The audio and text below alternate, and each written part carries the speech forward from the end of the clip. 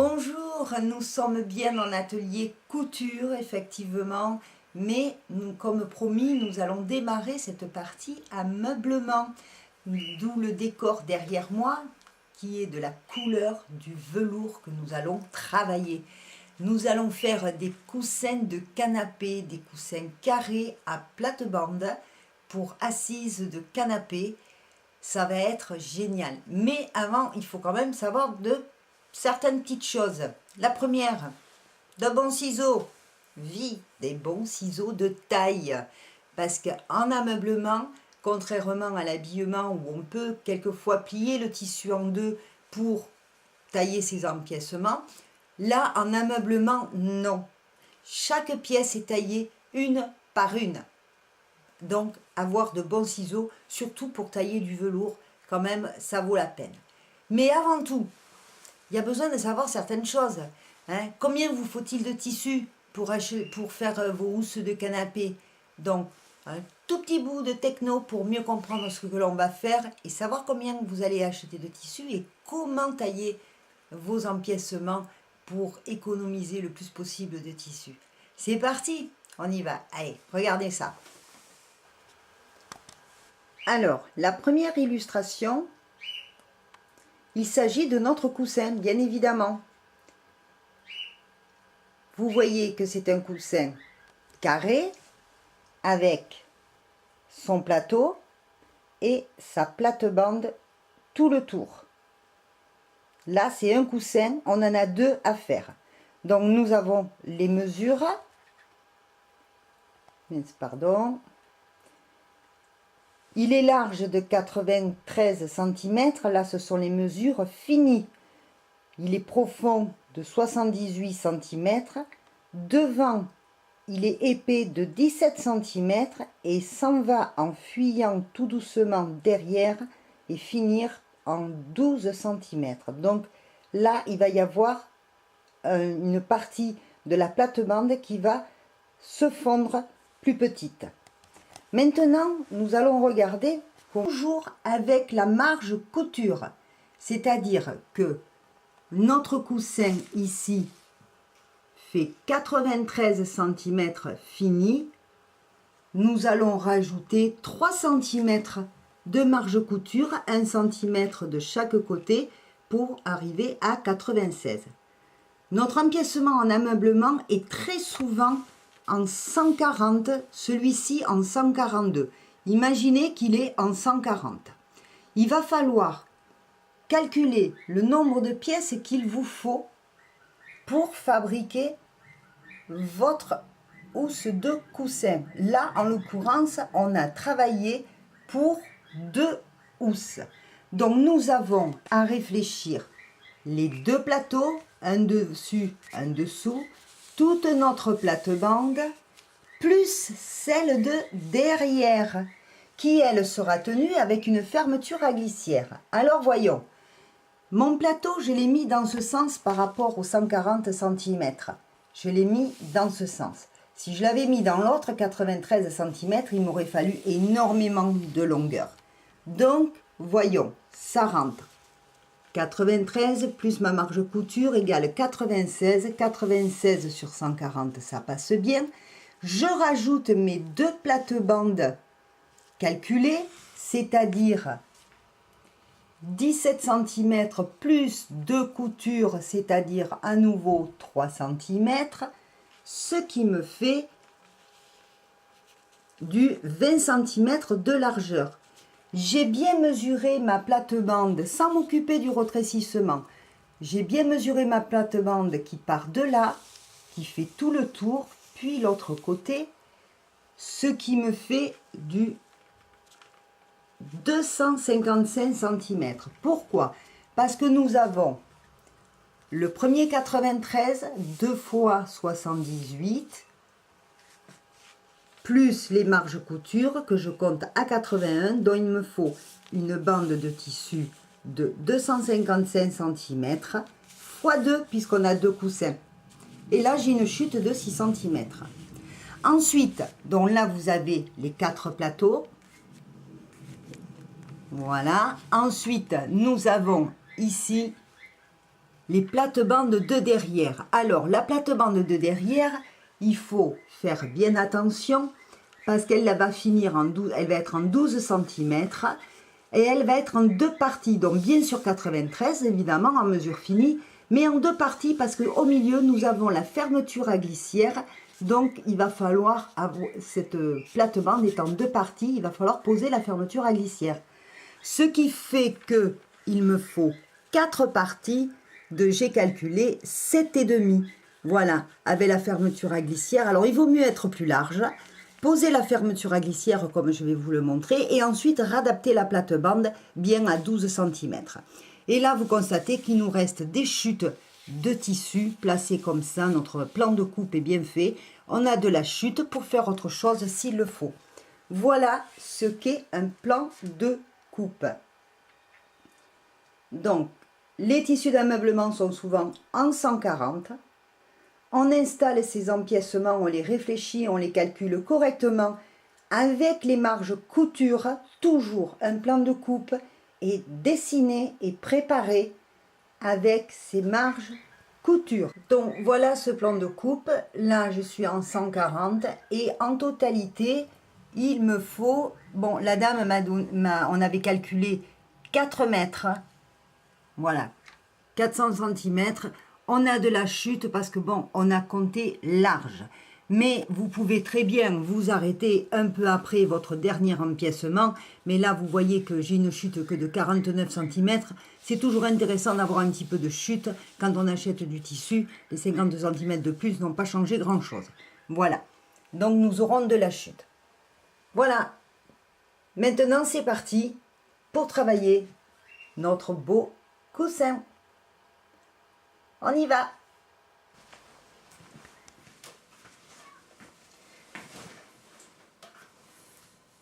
Alors, voilà sur quel beau tissu nous allons travailler.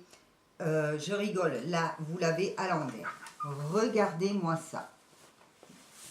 Un magnifique velours. Alors, le velours à manipuler avec précaution. On évite à rebrousse-poil comme ça se caresse, ça se touche à peine, que sur l'envers, on peut y aller, mais c'est quand même un tissu qui est... Le velours, c'est pur, c'est voilà, c'est à travailler, ça se travaille très très bien, mais vous n'allez pas rester la main 2 heures comme ça dessus. Enfin, je veux dire, c'est un peu, c'est pas au même titre que la soie quand même, non, pas du tout, surtout les velours d'aujourd'hui. Mais c'est quand même un tissu ameublement assez noble, n'est-ce pas Coco et Chanel? Donc, vous remarquerez aussi que c'est un tissu qui s'effiloche très très facilement. Voilà. Donc là, nous allons, avec nos bons ciseaux, pouvoir faire de belles housses de canapé. Sauf que chaque empiècement vont devoir être, excusez-moi, surfilé obligatoirement. Parce que là, vous n'allez pas pouvoir travailler, ça s'effiloche trop facilement. Donc, alors bien sûr, je vous montre tout d'abord les housses de canapé qui sont effectivement à refaire. Il y a un toutou, je crois, qui s'est bien énervé dessus. Donc, c'est des grandes housses, vous voyez, des grandes housses. Alors, c'était fait de façon industrielle. Nous allons faire de façon artisanale, c'est-à-dire comme avant, c'est-à-dire tout en velours recto verso. Il n'y aura pas ce tissu professionnel qu'il y a là. Nous allons quand même démonter les housses de façon à pouvoir récupérer cette fermeture à glissière qui elle est en bon état. Donc voilà, et ce que c'est qu'un coussin. Alors là j'ai pas les coussins parce que la dame évidemment elle n'allait pas laisser rester sans coussin. Donc là voilà ce que c'est qu'une housse à plate-bande. La plate-bande c'est ça qui vient tout le tour sur le côté et son plateau. Voilà ce que nous allons refaire, mais dans ce tissu qui est magnifique. Magnifique ce tissu. Alors, on récapitule. On prend bien les mesures de son coussin. Tout à l'heure, j'ai omis de vous dire que notre coussin a le devant arrondi. C'est pourquoi j'ai calculé une plate-bande de là-bas derrière, devant et là, jusqu'à ce côté, les 3 côtés, dont le devant et les 2 côtés, pardon, en un seul morceau ici. Voilà. Parce que comme notre coussin est en arrondi, on ne va pas faire de piqûre ici. Nous aurons des angles droits que derrière. Alors, on prend bien ses mesures, on regarde bien son coussin, on n'oublie pas la bande qui ira derrière avec la fermeture à glissière. Ensuite, on dessine son plan de coupe. Tout à l'heure, je vous ai dit, j'ai fait une petite erreur sur les marges couture. En ameublement, les marges couture sont toujours de 1,5 cm. Donc, ici, à 93 cm que fait notre coussin à mesure finie, on rajoute 1,5 cm là, 1,5 cm là, ce qui nous fait 3, donc 96. Ici, pareil, on rajoute 1,5 cm à chaque couture.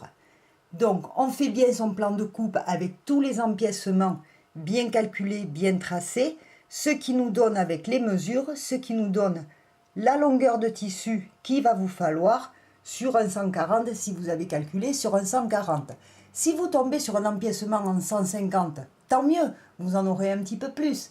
Mais bon, voilà, alors, on y va. On mesure bien son coussin. On réfléchit à tout ce qu'il va nous falloir, quitte à démonter l'ancienne housse. Vous pouvez vous en servir comme de patron, si elle allait bien comme il faut. Ensuite, vous faites votre plan de coupe, avec le plan de coupe toujours avec les marges de couture. Voilà, on reverra ça en atelier. Ensuite, eh bien, n'oubliez pas le fil. Quand vous irez chercher votre tissu, vous avez tout ce qu'il vous faut là pour aller acheter votre tissu. N'oubliez pas le fil. Il faudra vous armer d'une bonne paire de ciseaux. Et puis, là pour le coup en ameublement, on va faire les choses bien. Une belle crétailleur pour tracer votre tissu avant de le couper. Je crois que je n'ai rien oublié. Tailler maintenant notre tissu. Pour cela, équipez-vous tout d'abord d'un T. Ça, c'est pour contrôler, parce que dans le magasin, le tissu n'a pas été coupé pile poil droit d'équerre. Hein. Il coupe à la va-vite. Donc, il faut remettre votre base ici d'équerre. Équipez-vous bien sûr de votre centimètre,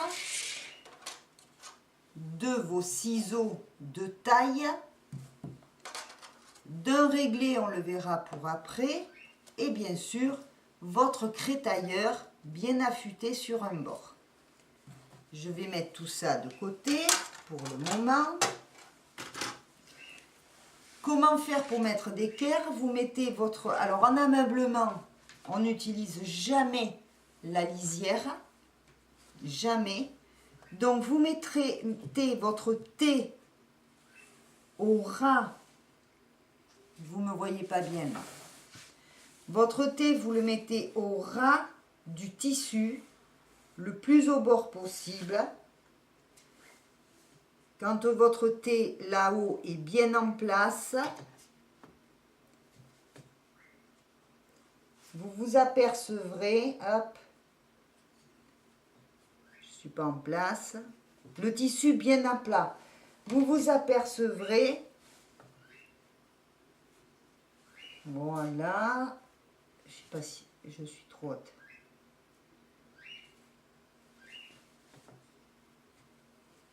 Vous vous apercevrez que votre tissu n'est pas coupé droit. Donc vous le taillez, vous le tracez avec votre crétailleur.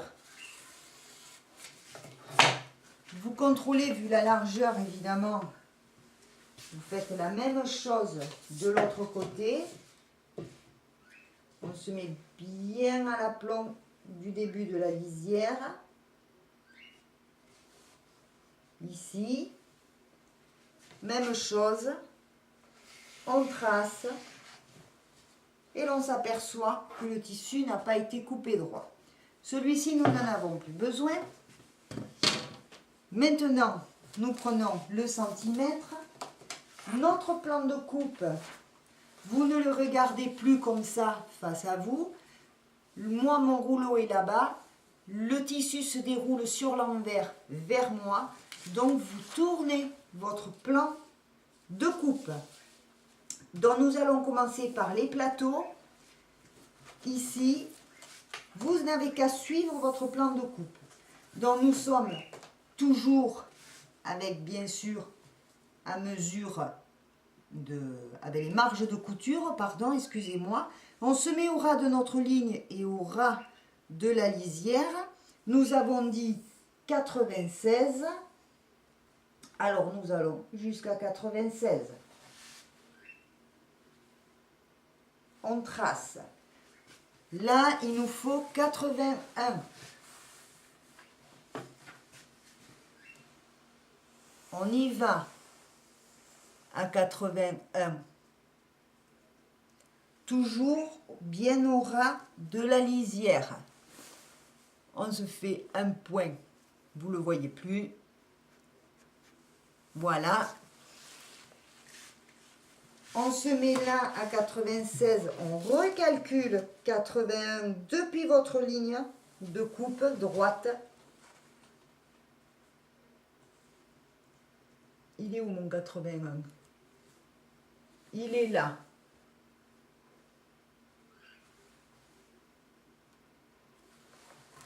Voilà. Ensuite, évidemment, vous pouvez vous servir de votre thé, toujours pareil, pour venir tracer proprement votre tissu.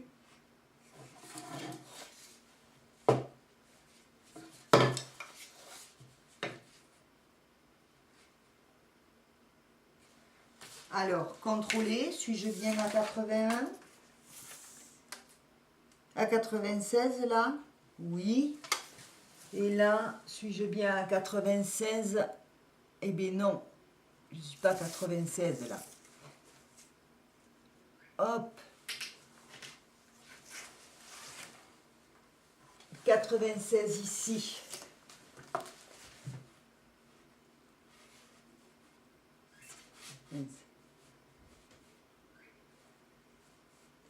On contrôle avec son thé. Tout va bien.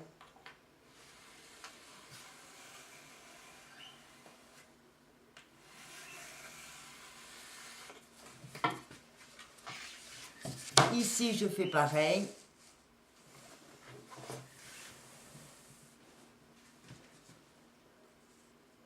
On contrôle que je sois bien à 81.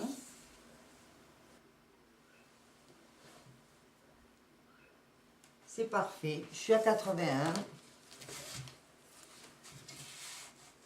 Donc, il n'y a plus qu'à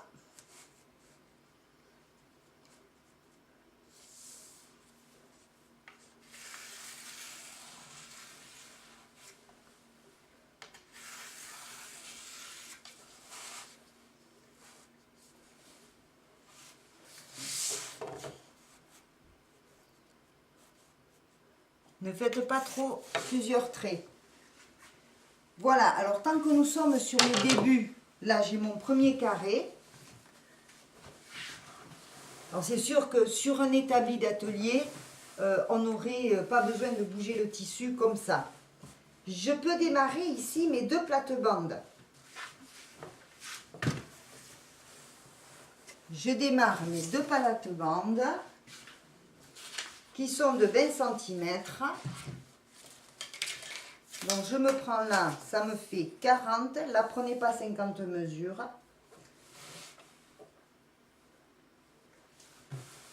C'est pas évident, mais vous prenez la table la plus grande que vous avez chez vous. Si vous avez une table de salle à manger, n'hésitez pas à mettre les rallonges pour faire à l'aise.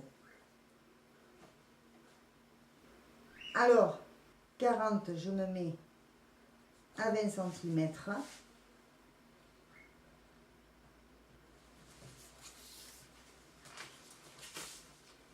Et là, on avance.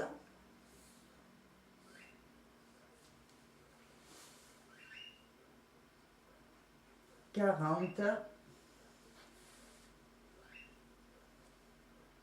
20 cm. Vous voyez, de chaque côté, hein, vous prenez vos marques. Hein. Ce qui fait que là, vous allez pouvoir commencer à tracer. Toujours pareil, on peut contrôler que ce soit bien droit. Normalement, oui. Si vous démarrez droit sur les premières pièces, il n'y a pas de souci pour la suite. On peut aller au plus loin puisque mon thé, lui, il est droit, sans problème. Comme ça, je prends de l'avance sur cette partie-là du tissu.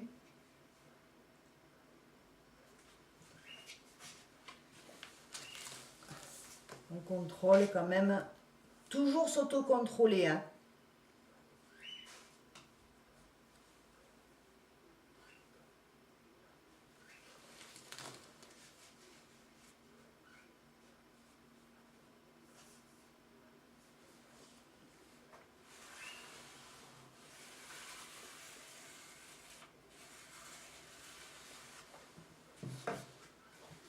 Voilà, alors, je vous ai montré le début.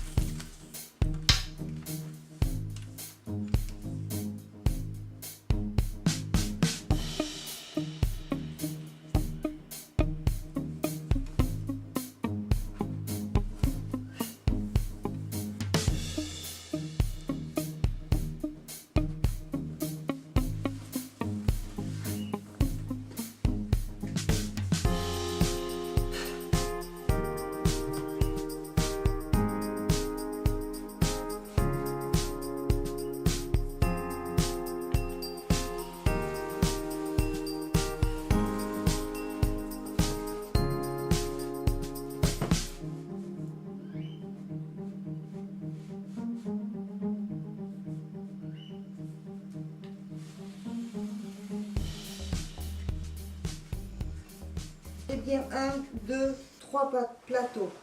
Nous arrivons, là c'est le plateau numéro 3, d'accord?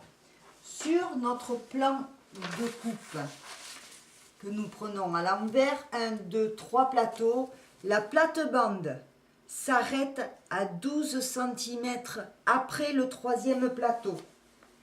Donc là, on va calculer ces 12 cm.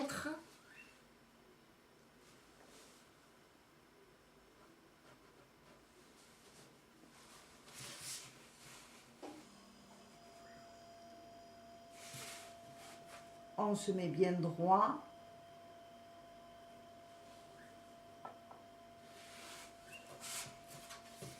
On contrôle qu'il y ait bien les 20 cm ici. Oui. Et là, nous allons nous servir, comme tout à l'heure, de la confiance que nous avons en la lisière parce qu'elle, elle est forcément droite. Tissu bien à plat, évidemment. Pour terminer, nos deux plates-bandes. Ici vont commencer les petites.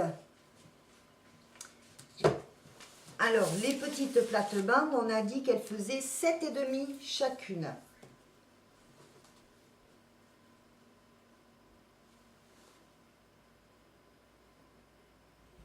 je me mets à 7,5. N'hésitez pas s'il faut retailler.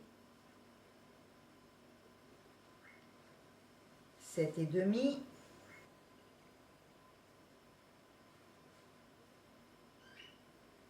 7,5. Un trait que vous avez taillé trop loin, vous le barrez comme ça. Ça ne se verra plus après. Hein. Il y a des brosses même qui existent pour enlever la 7,5. Et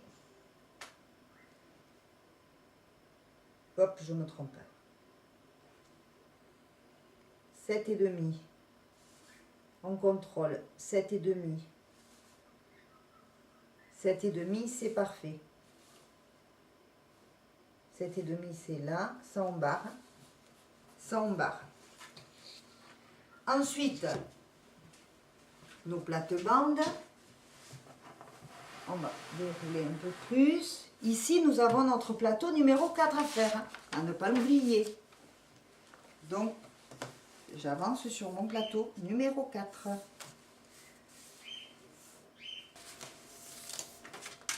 Alors, vous allez me dire, on pourrait couper au fur et à mesure. Non.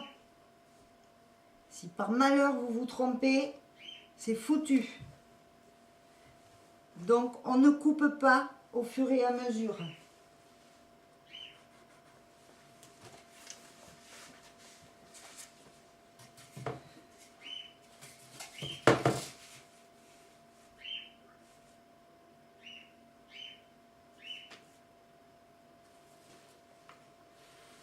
On trace tout et on s'assure de ne pas s'être trompé. Que ce que l'on fait sur le tissu corresponde bien à ce que l'on a sur notre plan de coupe.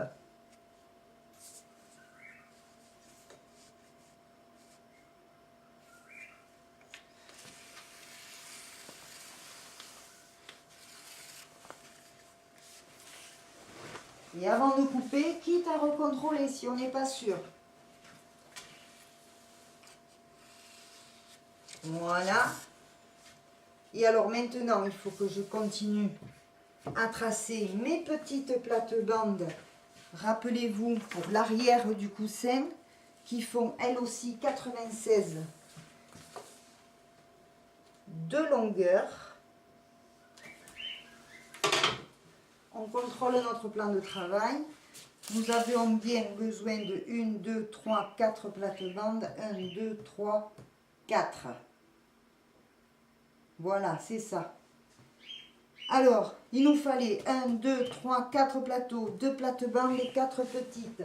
On prend son tissu depuis le début et on contrôle d'avoir bien ce qu'il faut. 1, 2, 3, 4, mes 2 plates-bandes et mes 4 petites. Alors, on ne bouge pas les tissus 50 fois. Hein, on avance à fur et à mesure pour vous éviter de vous tortiller dans tous les sens.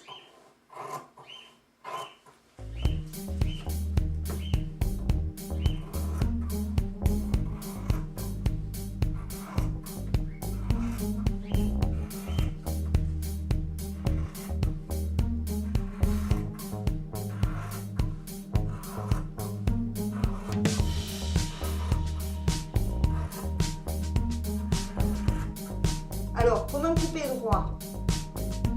Vous présentez votre tissu bien ouvert. Si la pointe est face à votre traçage, forcément, ça coupera en ligne droite. Le ciseau, lui, il ne va pas tortiller les fesses. Donc, si la pointe de votre ciseau est face à votre traçage, vous y allez en une seule fois, pas par petits à-coups, et ça va tailler de suite. Plus grand ouvert, hop. Ça, c'est un coup de main à prendre.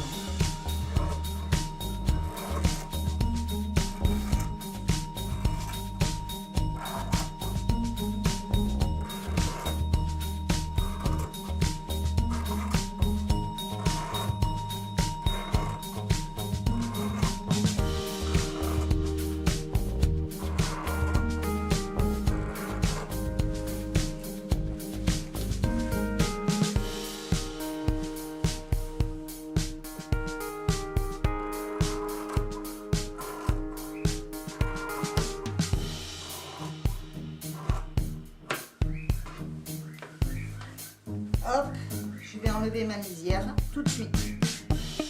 Pas d'ambiguïté, on coupe au ras.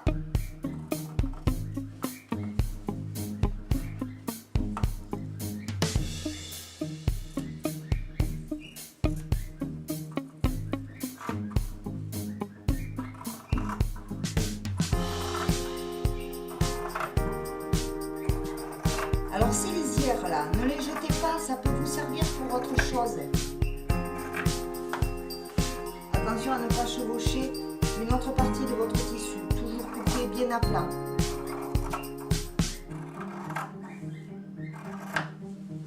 Ça là, mine de rien, ça peut vous servir de biais pour renforcer quelque chose, ça peut toujours servir, gardez-les. Mon plateau numéro 1 est taillé. Je le mets de côté sur un endroit où je peux le mettre à plat. Presque.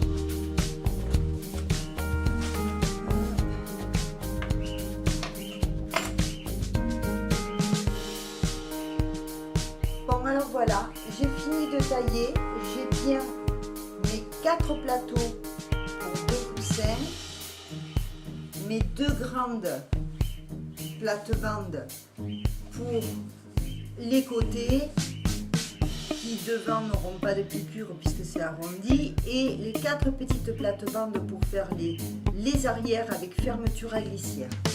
Mon tissu est taillé, je peux, comme je vous l'ai montré tout à l'heure, maintenant tracer avec mon réglé tranquillement ma marge couture, comme ça, ça me servira de repère.